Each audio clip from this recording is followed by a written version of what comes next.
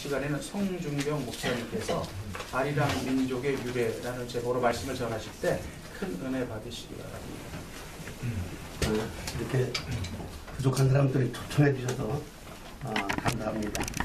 또 가수하고 탤런트는 안 써도 된다고 그러는데 그냥 저는 하늘나라 탤런트라고 생각하고 복구하겠습니다.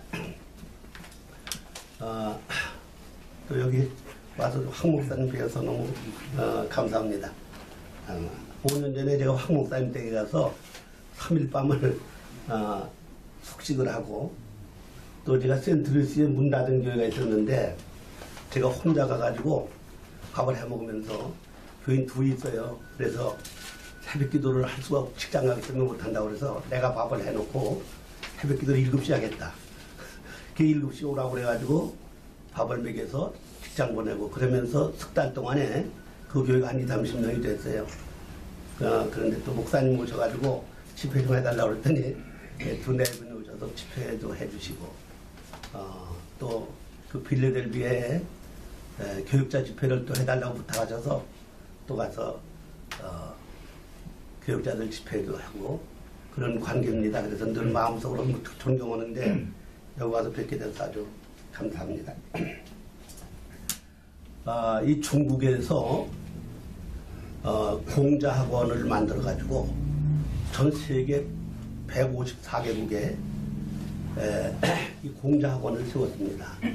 근데 공자를 가르치는 게 아니고 그 공산주의를 교육시키는 거예요. 이 공자는 사실 농민을 무시한 사람이다. 그렇게 오히려 공자는 폄하를 하고 그리고 이 공산주의가 우리를 행복해 해준다.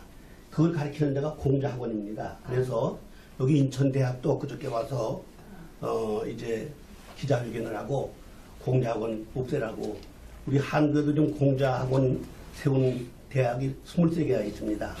그리고 사설학원이 또 22개가 있고 중고등학교 또 8개가 있고 그래서 지금 각 나라마다 다 공자학원을 이제 없앴는데 왜 그런가 하면 14년도에 카나다에서 이 공자학원이 간첩 활동하는 걸 발견하게 됐어요. 그때부터 공자학원을 퇴치운동을 하기 시작하는데 유럽, 미국 다 전부가 지금 공자학원을 이제 내쫓는 그런 추세입니다. 그래서 한국도 이제 이 중국의 공자학원을 우리가 내보내야 된다. 그래서 시민연 돼서 지금 공자학원을 내쫓고 있는데 이 중국 사람들이 아리랑이 자기 거라고 그럽니다. 한복도 자기 거, 김치도 자기 거, 태권도도 자기 거다. 심지어 저 윤동주 그 시인도 그게 중국 사람이라고 그렇게 주장을 하는 거예요. 이 사람들이 말이죠. 그리고 그 고구려 땅도 자기들 땅이다. 원래 그 사람들이 만리장성을 쌓아놓고 만리장성 그 밖에 있는 사람들은 다 오랑캐로 생각을 했습니다. 그래서 이 동쪽은 독리 사람, 그 오랑캐 자를 쓰는 거예요. 독리. 서쪽은 서융, 오랑캐 융자. 북쪽은 북쪽, 그 오랑캐 적자. 남쪽은 남만이라고 그것도 오랑캐 만자. 그래서 이 중국 그 만리장성 안에 사람들만 자기들 아주 자기들 원민족이고 그 밖에 사람들은 전부가 다 그건 오랑캐들이다.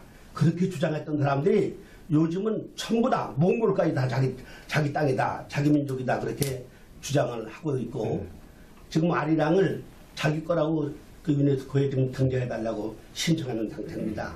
그렇기 때문에 이 아리랑에 대해서 우리가 바로 좀 알아야 되겠다. 그래서 오늘 이 말씀을 선택했는데 이 에녹이라고 하는 사람은 365년을 살고 하나님 불러가셨어요. 뭐 죽은 것도 불러가는 거지만 창세기 5장 5절에 보면은 그 아담은 930세를 살고 죽었더라. 또 8절에는 셋은 912세 살고 죽었더라. 또 11절에는 에노스는 905세 살고 죽었더라. 그리고 14절에는 바로 그 912세 살고 죽었더라. 17절에는 마할라엘은 895세 살고 죽었더라. 그 다음에 아래에 이게 이제 에녹의 아버지인데 960세 살고 죽었더라. 다 죽었다고 그러는데 에녹은 하나님 데려가셨다 그랬습니다. 그렇기 때문에 이 에녹은 죽은 사람 죽지 않고 산채로 하나님이 데려가신 거죠. 그럼 에녹의 아들이 무두셀라인데 무두셀라는 969세 살았어요. 에녹의 아버지가 야렛인데 962세 살고 그 아들은 969세 살고 제일 오래 산 사람이 무두셀라와 야렛이죠. 아마 에녹은 아마 그냥 있었으면 더 살았을지 몰라요. 왜 그런가 하면 하나님과 동행했기 때문에. 그 하나님과 동행한다는 말이 아리랑입니다. 예, 하나님과 동행한다. 이 말이 아리랑이에요. 이거를 그냥 보통 사람 얘기한 게 아니고 아주 유명한 루이 벌코프 교수라고 하는 사람이 그렇게 주장을 했어요.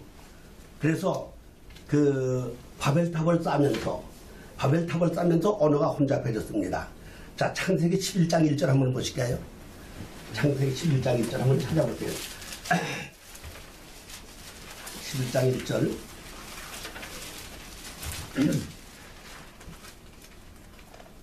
찾아 읽어보십시오. 온 땅의 언어가 하나요, 말이 하나였다. 네, 이렇게 온 땅의 말이 언어가 하나였었어요. 바벨탑 쌓기 전에. 그런데 이제 4절부터 9절까지 바벨탑을 쌓으면서 언어가 혼잡해졌습니다. 그런데 그 언어가 혼잡해지기 전에 하나님의 이름이 알이었어요. 알이었는데 그 알이 바벨탑 쌓으면서 엘로힘으로 바꿔졌어요.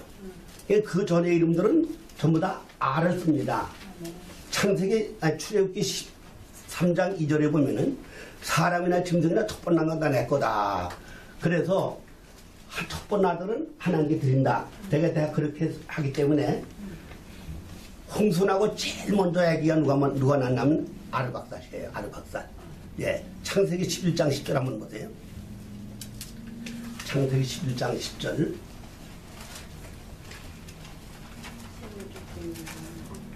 읽어보세요. 셈의 족보는 이러하니라. 셈은 벳셋 홍수로 인해 아르박삭을 낳았다. 네, 그러니까 방주에서 나온 지 1년 만에 홍수 2년이니까 홍수 2년에 셈이 아르박삭을 낳았다.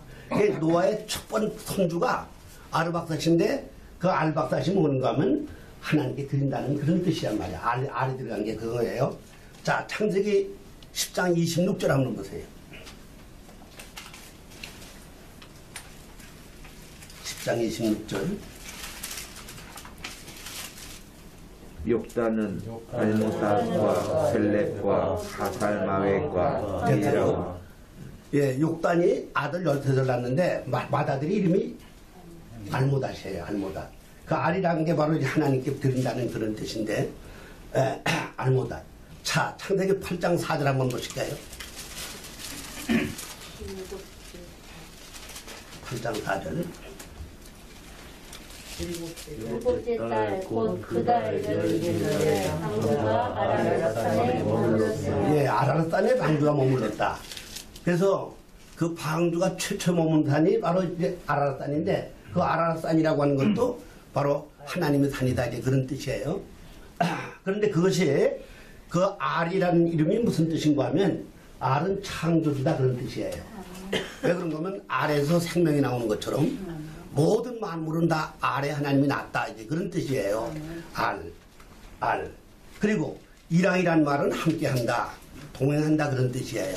이랑이란 말은 옛날에 그 알이랑이 바로 이제 하나님과 함께한다, 동행한다 그런 뜻인데 그 이랑이라는 말을 쓰는 데는 한국밖에 없습니다. 갑순이랑 갑돌이랑 이렇게 함께한다. 그런데 왜 이렇게 한국 사람만 이랑이라는 말을 쓰느냐? 한국 사람은 최초 언어로 쓰는 민족이에요. 그러니까 바벨탑이 쌓기 전에 바벨탑 언어가 혼잡해지기 전에 동쪽으로 최초로 10장 3절 한번 보세요. 10장 30절.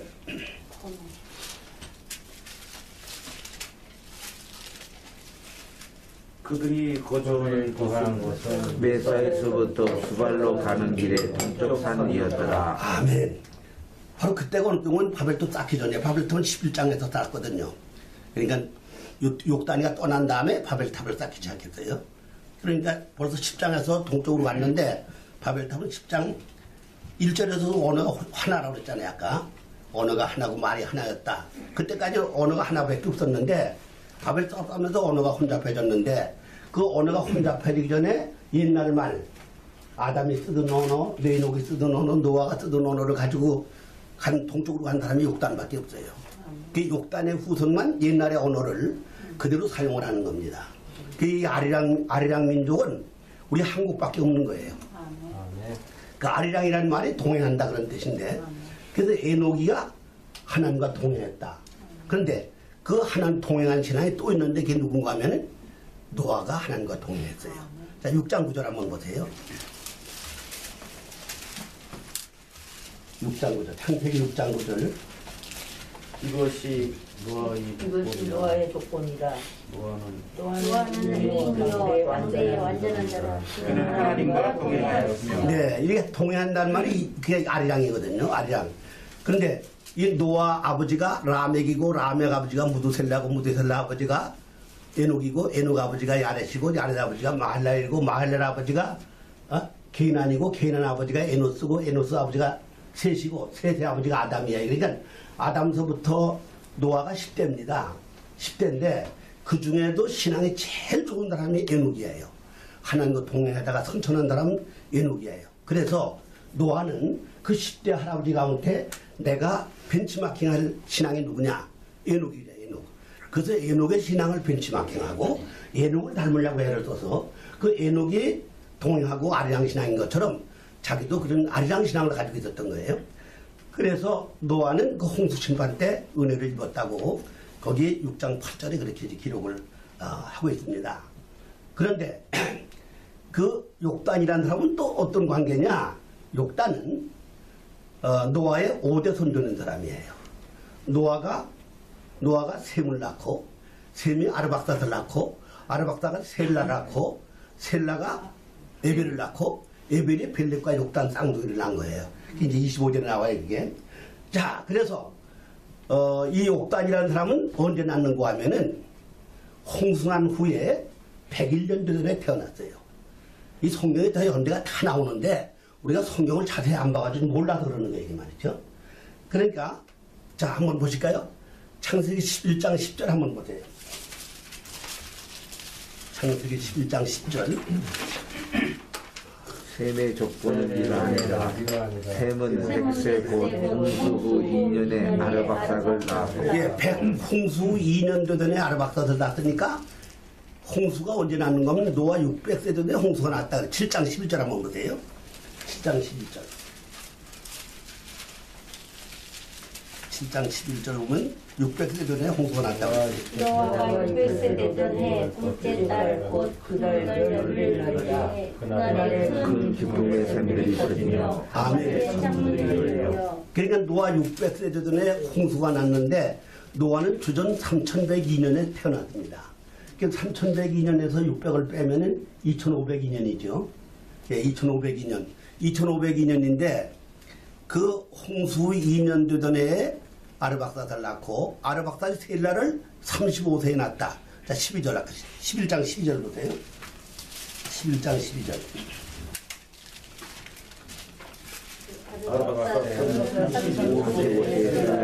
예. 아까 그러니까 홍수 2년 되던에다가 여기 35로 올라가면 37년이 되는 거죠. 예. 14절 한번 보세요. 14절. 셀라는 30세를 낳고. 예, 그럼 37에 31을 가면 67이에요, 67. 그런데 이 에벨이 벨렉과 욕단을 쌍둥이를 낳는데 그 언제 낳느냐? 16절 보세요. 에벨은 34세에 벨렉을 낳고. 예, 그러면 전부 다 어떻게 덜 얼마예요? 101년이죠, 101년. 그러니까 노아가 701세 되던 해에 이 욕단과 벨렉이 태어났다 그런 얘기입니다. 이 욕단과 벨렉은 쌍둥이에요. 쌍둥이. 그 때문에 여기는 벨렉만 나왔지만 창세기 10장 25절 한번 보세요. 그 쌍둥이죠. 10장 창세기 10장 25절. 에벨은 두 아들을 낳고 하나의 이름은 에벨렉이라 하였으니 그의 세상이 나누었으며 벨렉의 아우의 욕단은 네, 그러니까 벨렉의 연대가 욕단의 연대예요. 두 아들 쌍둥이 낳았으니까. 자, 그래서 이 벨렉의 연대가 홍수 후 101년이니까 노아가 701세 되던 해 태어났다. 노아는 950세 살고 죽었어요. 자, 9장 29절 한번 보세요. 창세기 9장 29절. 그의 나이가 950세 되어 죽었더라. 네, 이렇게 노아가 950세 죽었는데 701세 되던 태어나가지고 노아 설화에서 노아 신앙을 그대로 전수받고 노아가 쓴 신앙뿐 아니라 모든 것 다 계시를 다 받고 그리고 아들 13살 나가지고 동쪽으로 갔어요. 최초로 동쪽으로 홍수난 후에 다 세상 아무도 없을 때 동쪽으로 최초로 간 게 욕단입니다. 근데 여기서 우리 동쪽으로 갔다는 게 아주 무지무지 중요한 거예요. 왜 그런가 하면 이 동쪽은 아무나 사는 게 아니라 선택받은 사람 중에 선택받은 사람이 사는 게 동쪽입니다. 자, 창세기 2장 8절 한번 보세요.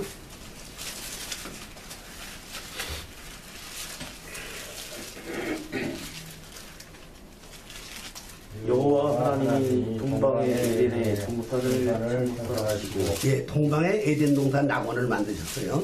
자, 그래서 하나님이 형상대로 지음받은 인간을 거기서 살게 하셨는데 죄를 짓는 바람에 거기서 쫓겨나서 귀양 간 거죠. 예, 창세기 3장 23절 한번 보세요. 여호와 하나님이 에덴 동산에서 그를 내보내어 그의 근원이 그냥 땅을 갈게 하십니다. 아멘. 그래서 그 동쪽에 있는 에덴 동산에서 쫓겨나 버렸어요. 왜 또 에덴 동산이 비어 있는 상태인데 그 동쪽으로 찾아간 사람이 욕단인 거예요. 예, 아주 굉장히 중요한 얘기입니다. 자, 민수기 2장 3절 한번 보실까요? 민수기 2장 3절.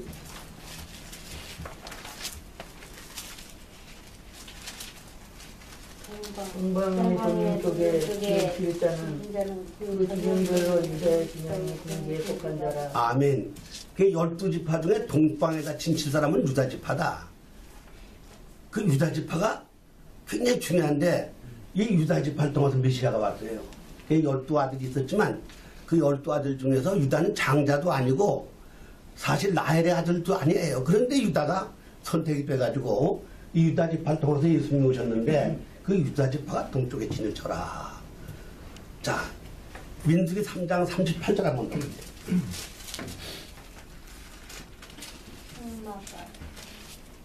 성막과 동쪽 곧 테마가 해 동쪽에는 모세와 아론과 아론의 아들들이 진을 치고 이스라엘 자손의 직무를 위하여 성소의 직무를 수행할 것이며 외인이 가까이 하면 죽일지니라. 근데 이 동쪽에는 다른 사람은 꼴찌되면 죽여버리라고 했잖아요. 그런데 거기 누가 있나 하면은 르위 지파 중에 르위 지파가 내 아들이 넷입니다.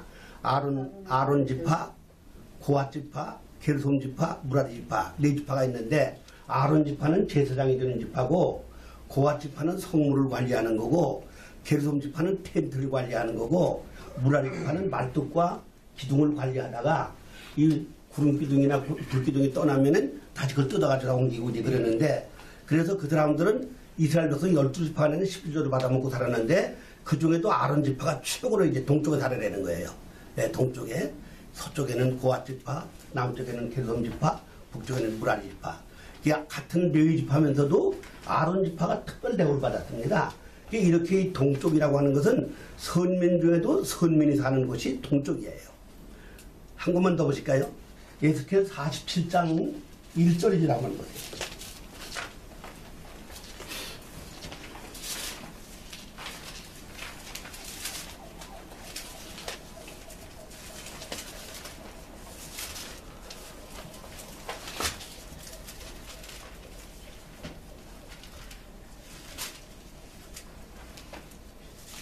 여기가 47장 1절 2절. 그가 나를 데리고 성전문에 이르시니 성전의 앞면이 동쪽을 향하였는데 그 문지방 밑에서 물이 나와 동쪽으로 흐르다가 성전 오른쪽 제단 남쪽으로 흘러내리더라. 그가 또 나를 데리고 북문으로 나가서 바깥길로 꺾여 동쪽을 향한 바깥문에 이르시기로 본적 물이 그 오른쪽에 섰으며 나오느니라. 아멘. 그 동쪽 문지방 밑에서 생수가 흘러나왔는데 그 10절까지 봐야 되는데 참 그 물이 흘러가는 데마다 다 소생하는 살아나는 역사가 나타나는 거예요. 그게 바로 그 생수는 예수님을 상징하는 거죠. 그래서 요한복음 4장 14절에 내가 준 물을 먹으면 너희 영원히 목이 안 마른다고 그렇게 말씀하셨는데 그 동방의 생수는 예수님을 가리키는 겁니다. 이 동쪽 문지방 밑에 이 동쪽이 그렇게 중요한데 최초로 동쪽으로 간 사람이 욕단인 거예요. 욕단. 그리고 더군다나 이제 그 욕단이 언어가 하나였을 때, 예, 노아가 쓰던 언어, 노아가 가지고 있는 모든 신앙을 다 전수받아가지고 동쪽으로 최초로 간 사람이 욕단이에요. 이 욕단의 후손이 바로 우리 한국 민족이기 때문에 그래서 우리 민족이 아주 굉장히 중요한 겁니다. 마지막 때 우리가 제2의 선민이다. 그런 얘기를 다른 사람들이, 다른 나라 사람들이 그 25시던 게으르기가 한국 와서 보고 한국은 마지막 때 부름받은 제2의 선민이다. 그렇게 얘기를 했어요. 왜 그런가 하면 이렇게 호텔에서 보니까 그냥 십자가가 2층도 있고 지하실도 있고 뭐 교회가 맨 뒤집게 그러니까 그 어떻게 그가 해석했는가 하면 조선조자라고 하는 게 십자가 밑에 나리에다가 또 십자가에다 달을인데 날마다 달마다 2층도 교회 지하실도 있던 교회 이나 한국이다 이거든요. 그리고 이제 그 선자는 바로 이제 고기의 옆에 양양인데 고기는 성도를 가리키는 거고 양은 예수를 가리키는 건데 성도와 예수가 어울려서 하는 나라가 한국이다. 예, 이게 제2의 선민이라고 그렇게 얘기를 했어요. 그리고 마태복음 21장 43절에 보면은 어떤 아버지가 포도원에 아들을 일을 가서 하라고 그러는데 큰아들은 간다고 그러고 안 가고 작은 아들은 뭐 안 간다고 그러고선 자기 뉘우치고 돌아가서 일했다. 근데 그 둘 중에 어느 게 더 아버지의 마음에 맞았느냐? 이처럼 하늘나라는 그 나라 열매를 맺는 백성에게 주시겠다. 그렇게 말씀하셨어요. 자, 그런데 예수님이 오셨을 때에 헤로당은 예수 죽여버리려고 두 사람들을 다 죽였고 예수님을 십자가 못 박아로 외친 사람이 유대인들입니다. 그러니까 요한복음 1장 11절에 보면은 자기 땅에 메시아가 왔지만은 자기 백성들이 영접질 안 했다 그랬어요. 그런데 먼 데 있는 동방박사는 예수님을 찾아가서 황금과 유황과 몰약을 드려서 예수님이 너무 가난해가지고 마구간에 태어난 거예요. 방에서도 못 자고. 그런데 그 황금과 유황과 몰약이 아니면 애국 피난 갈 수가 없어요. 굶어 죽고. 그런데 그걸 가지고 피난 생활을 잘하게 만든 게 이 동방박사예요. 그 어떻게 동방박사가 그렇게 할 수 있었을까? 이 민수기 24장 17절 한번 보실까요? 민수기 24장 17절.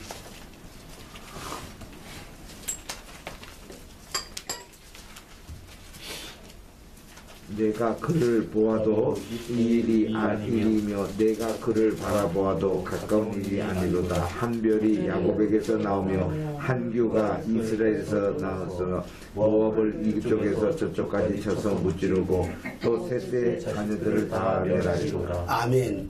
자, 이렇게 예수님이 별로 오신다고 벌써 그 민수기 24장 17절에 예언이 되어 있어요. 그런데 이게 민수기 누가 기록했는지 아시죠? 모세. 예, 모세가 기록했어요. 그런데 모세가 창세기를 지가 기록할 수가 없어. 왜 그런가 하면 지가 살지도 않았는데 창세기에 대해서 아는 사람은 노아 한 사람밖에 없습니다. 예, 노아도 아담을 몰랐어요. 알 수가 없어. 왜냐면 아담 죽은 다음에 태어났기 때문에 아담에 대해서 모르는데 이 노아가 그 알 수 있는 방법이 뭔가 하면은 그 할아버지 무두셀라는 아담하고 243년을 같이 살았어요. 그리고 노아하고는 600년을 같이 살다가 홍수나더니 죽었어요. 그래서 아담, 셋, 에노스, 게난, 마할렛, 야렛, 에녹 하여튼 전체를 다 무두셀라는 다 같이 살았기 때문에 다 에덴 동산에 일어난 사실까지 다 알고 있었던 게 무두셀라예요. 그 무두셀라가 그걸 노아에게 알려줘가지고 노아가 거기 그 창세기에서부터 나오는 모든 계시를 다 알고 있는 사람은 노아밖에 없었어요. 그 노아한테 직접 들은 사람이 욕단이요. 근데 그걸 구전으로 받아들여서 모세가 그걸 기록한 거기 때문에 그래서 그 욕단의 후손인 동방박사는 그러기 때문에 그 비오리로 오시는 걸 예수님이 오신 걸 알고 그 비오리를 연구하다가 가서 경배한 거거든요. 자, 성경 한 번 더 보실까요? 욥기 1장 3절 한번 보세요. 욥기 1장 3절.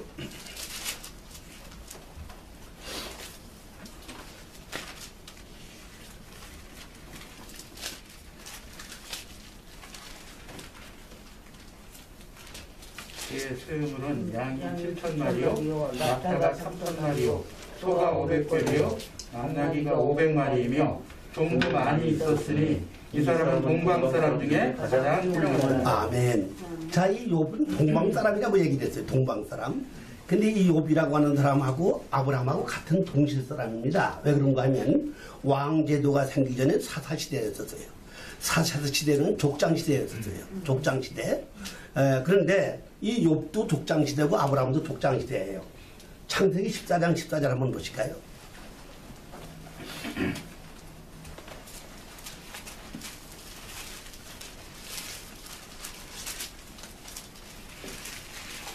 아브람이 그의 조카가 사모서 백성을 듣고 집에서 들리고 훈련된 자 308명을 거느리고 단까지 쫓아가서 네, 이렇게 그 아브라함이 족장이기 때문에 자기 집에 있던 목동들이 318명이 있었다는 거죠. 그래서 그거 가지고 밤에 쳐들어가서 그 롯을 구해온 거예요. 그런데 바로 이제 욥도 약대가 7,000마리고 약대가 3,000마리고 양이 7,000마리고 소가 500개리고 암낙이 500개리고 그러면은 그 아브라함 목동이 314명인 것처럼 318명처럼 이 욥도 비슷한 거고 비슷한 시대에 살고 있었어요.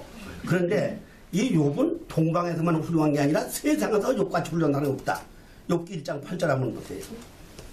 욥기 1장 8절. 여호와께서 사탄에게 이르시되 내가 내 종을 주의하여 보았느냐 그와 같이 온전하고 정직하여 하나님을 경외하며 악에서 떠난 자가는 세상에 없느니라. 예, 세상에 없느니라. 세상에 없느니라.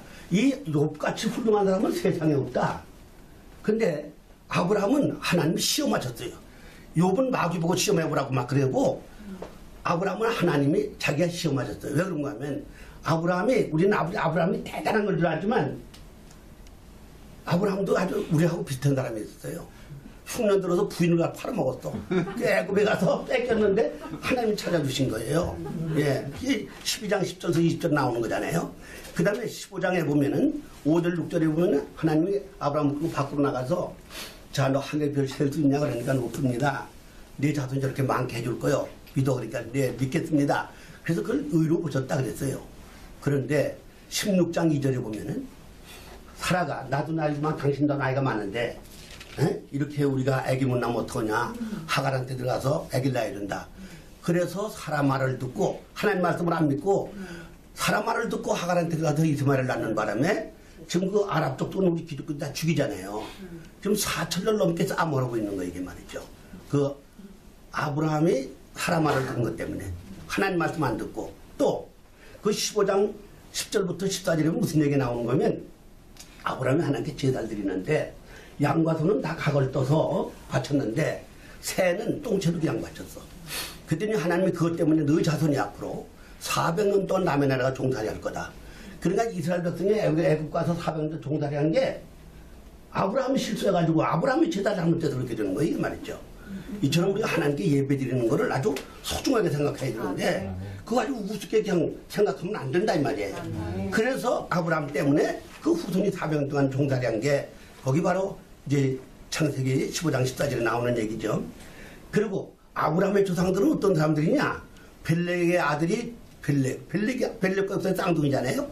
벨렉의 아들이 루고 루 아들이 수룹이고 수울 아들이 나홀이고 나홀 아들이 데라고 데라 아들이 아브라함이에요. 그런데 그 조상들은 어떻게 살았느냐. 자, 성경 보세요. 여호수아 24장 2절 한번 보세요.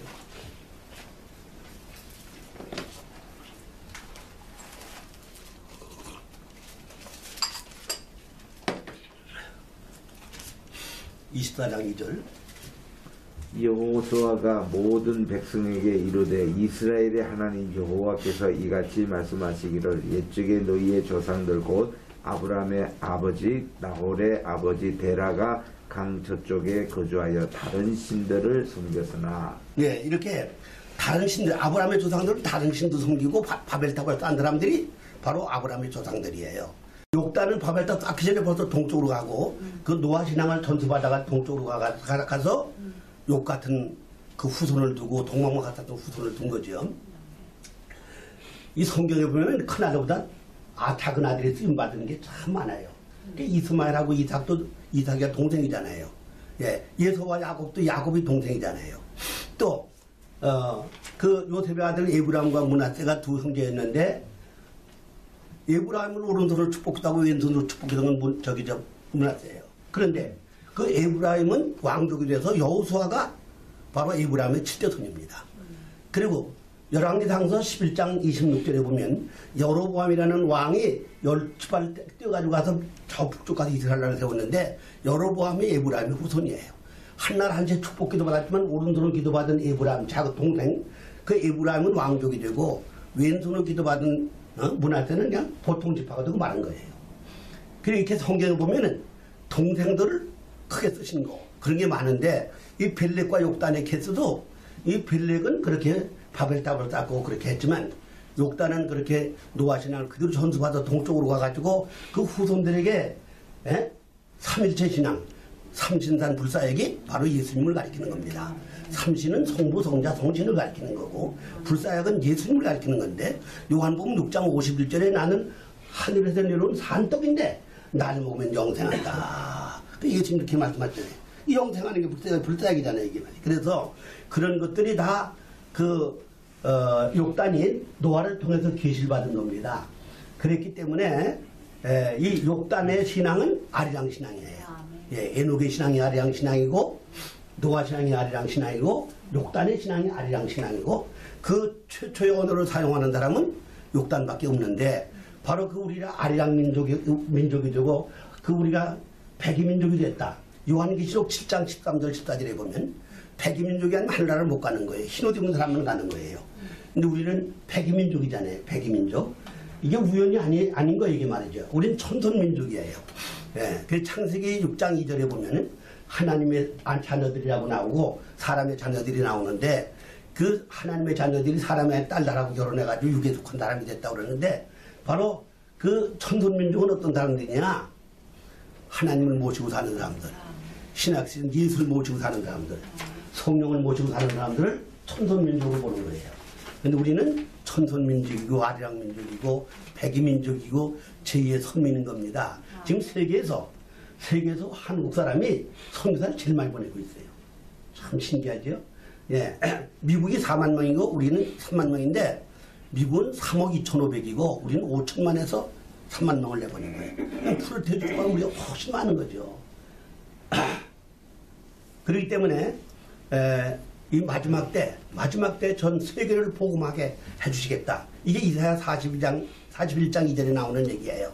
그리고 하나님이 해던 곳의 사람을 통해서 세상을 심판하신다. 이사야 41장 25절에 나오는 얘기예요. 그렇기 때문에 우리는 아리랑 민족이라는 긍지를 가지고 살아야 되고 이 중국 놈들이 우리 거 뺏어가려고 그러는데 절대 우리는 뺏기면 안 되는 거죠. 나는 중국은 망해야 된다고 생각하는 사람이에요. 공산주의는 망해야 되는 거예요. 저놈들이 지금 세계를 다 공산을 시키려고 하잖아요. 그래서 시진핑도 망하고 김정은도 망해야 된다. 왜 그런가 하면 저건 영혼이 아니에요. 저건 마귀에 잡힌 사람이기 때문에 저 사람들은 기도할 필요가 없어요. 기도한다고 돌아오는 게 아니에요. 저들은 말이죠. 마귀에 잡힌 사람들이에요. 그렇기 때문에 시진핑 체제는 무너지고 김정은 체제는 무너져야 되는 거예요. 우리는 같은 동족이라고 봐서는 안 되는 거예요. 이거는 마귀한테 잡힌 사람들이에요. 그렇기 때문에 그 사람들은 마태복음 25장 41절 한번 보세요. 25장 41절.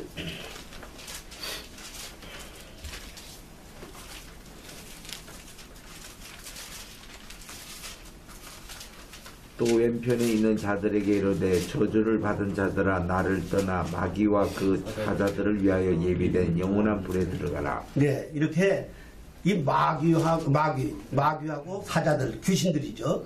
귀신은 마귀 종들이에요. 그런데 이 마귀와 그 사자들이 준비된 지옥불에 그 사람들은 들어가는 좌파들이 들어가는 거기 왼쪽에 있는 사람들이.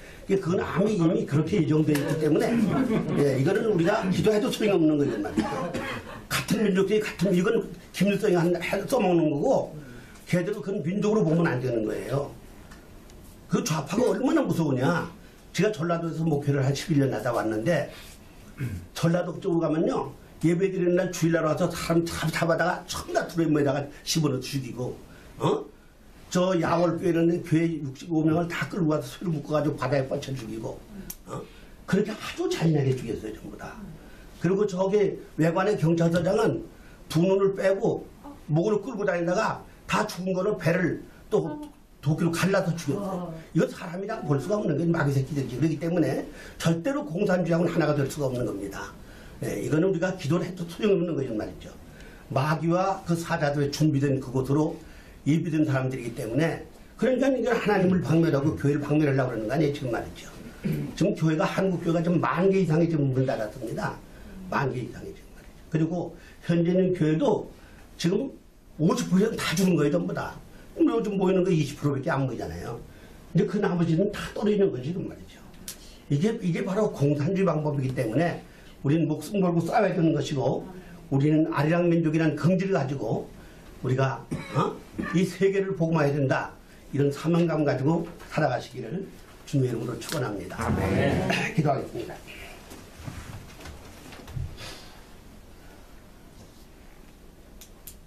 좋으신 주님, 우리를 사랑하셔서 남들이 알지 못하는 복음의 소중한 가치를 알게 도와주시고, 남들이 알지 못하는 하나님을 아버지로 모시고, 남들이 알지 못하는 예수를 구주로 모시고, 남들이 알지 못하는 하늘나라를 소망하며 살 수 있는 종을 허락하신 것을 진심으로 감사합니다. 아멘. 오늘 이렇게 우리 황장로님 또 사무실에 와서 예배드릴 수 있게 도와주시고, 하나님 말씀을 증언할 수 있는 기회를 주신 것을 감사합니다. 하나님, 문정권 4년 만에 지금 정치, 경제, 문화, 교육, 언론계, 법조계도 할 것 없이 다 작용화되고 기울어지는 농장에 돼서 소망이 없는 것 같이 보입니다. 그러나 하나님은 전화회복의 하나님. 하만이가 50급에서 장대에 모래더기를 다루려고 했지만 그 장대에 하만을 달아서 죽게 하신 것처럼 하나님이 이 공산주의를 막아주시옵시고, 자랑스러운 대한민국, 세계 속에 빛나는 대한민국이 될 수 있게 도와주시기를 간절히 바랍니다. 한국교가 깨어나게 도와주시옵시고, 한국의 회개운도 일어나게 도와주시옵시고, 대한민국을 깨어나게 도와주셔서 화두권의 사명을 감당하게 도와주시옵시고, 제2의 선민의 사명을 감당하게 하여 주시옵소서. 아멘. 예수님의 이름으로 기도하옵나이다. 아멘.